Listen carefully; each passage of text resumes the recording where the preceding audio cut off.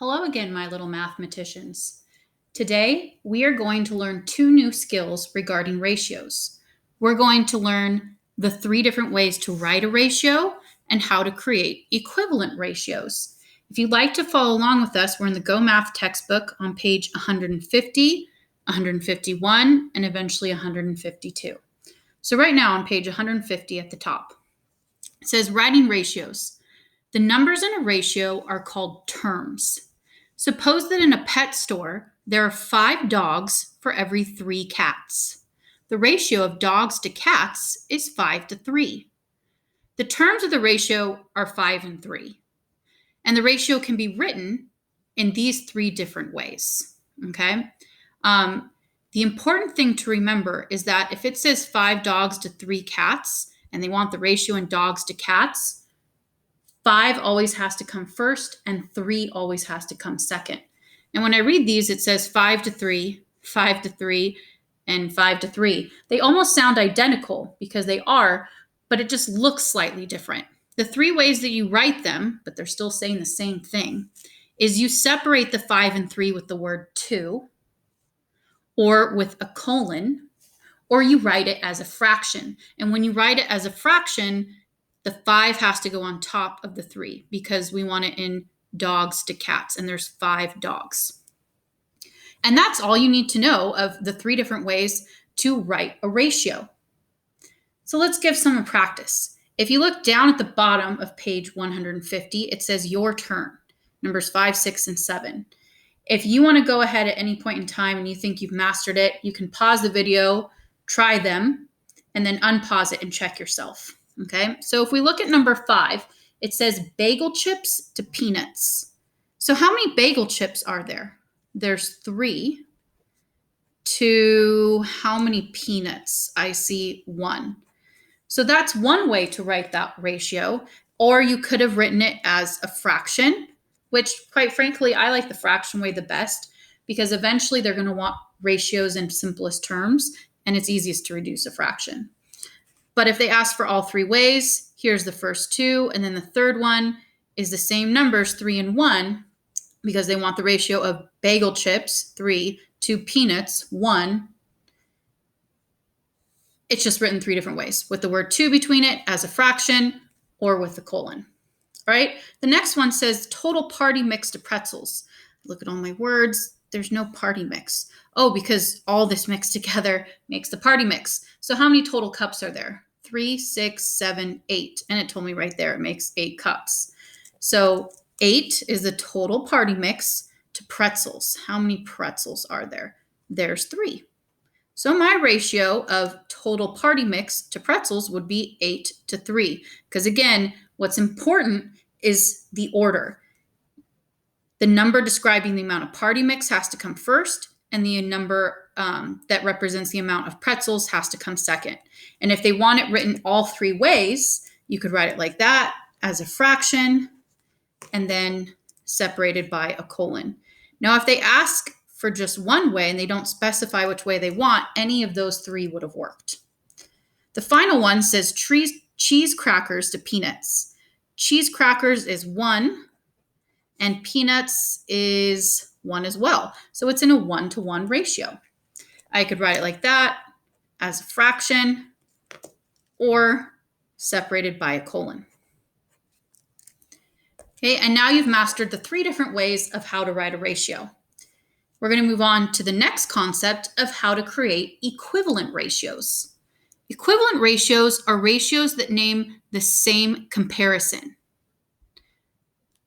Equivalent kind of sounds like equal. So basically, they're equal ratios to each other. You can find these equivalent ratios by using a multiplication table, such as in the example we're about to go over, or just note that you're multiplying or dividing both terms of the ratio by the same number, and then that creates equivalent ratios. So for this example right here, they're saying you want to make punch, and this punch requires 3 cups of cranberry juice and 2 cups of apple juice. Well, if that's what the recipe calls for, and then they're like, hey, can you please double the recipe? What you would do is you would take each amount required and you would multiply it by 2. So the original recipe called for 3 cups of cranberry juice. You'd multiply that 3 by 2, and you get 6. Now you have 6 cups of cranberry juice. And the initial amount asked for 2 cups of apple juice. So you take the 2 and multiply it by 2. So you get 4 cups of apple juice now. So again, you had your original amount of 3 cranberry juice and 2 cups of apple juice, and you just doubled them. You multiplied them by 2. And then this is the new amount that you would need if you were doubling the recipe. You could do the same thing if you were tripling a recipe. You would take each original amount required, 3 cups of cranberry juice to 2 cups of apple juice, and you would multiply each amount by 3. So 3 times 3 is 9, and 2 times 3 is 6. So if I wanted to triple the recipe, I'd now use 9 cups of cranberry juice and 6 cups of apple juice. If you wanted to quadruple the recipe, it's a fancy word for multiplying by 4, you would take each initial amount of 3 cups of cranberry juice and 2 cups of apple juice and multiply them by 4. 3 times 4 is 12, 2 times 4 is 8. So you would then have 12 cups of cranberry juice and 8 cups of apple juice. And that's how it works. How you know that you got the correct equivalent ratio is each and every one should reduce to the same one that you started with, okay? So they all reduce to the same ratio in simplest form. 12 over 8, double check, yes, it does reduce to 3 over 2 when written in simplest form. 9 over 6, that reduces to 3 over 2 as well. 6 over 4, you guessed it, it reduces to 3 over 2. So let's go ahead and practice some of these ourselves. If you turn the page to page 152, let's look at the top, your turn right here. And again, feel free to pause the video, try them yourself, and then unpause them to check yourself. We, in the example previously, only did multiplying numbers. But remember, I did say when we were going over the definition that you could divide both numbers by the same number and still get an equivalent ratio. So let's try that here. If I were to take my initial ratio of 8 over 10 and divide it by 2, as long as you do the same thing to both the top and the bottom, you'll get an equivalent ratio. So 8 divided by 2 is 4, and 10 divided by 2 is 5. So 4/5 is equivalent to 8 over 10 because 8/10 reduces to 4/5. And then you're like, great, I can't reduce 4/5 anymore, but they wanted 3 ratios. Oh, that's right. I can also multiply both the top and bottom by the same number and get an equivalent ratio. So if I were to multiply 8 times 2, I'd get 16. And if I were to multiply 10 times 2, I'd get 20. So 16 over 20th is equivalent to 8 over 10 because they both reduce to 4/5. What if I took both of them and multiplied them by 3? Well, 8 times 3 is 24, and 10 times 3 is 30. So this is equivalent to my first one because you guessed it, it also reduces to 4/5. Now, one of my favorite ones, if I'm ever asked to create an equivalent ratio, is to just multiply it by 10 because it's so easy. 8 times 10 is 80, and 10 times 10 is 100. All you do when you multiply by 10 is add a 0 onto the end. So I know it only asked for 3, but I gave you 4. And that's not even all the equivalent ratios. If you got something different, as long as you did the same thing to both the top and the bottom, and then you'll see it still reduces to 4/5 and it's equal.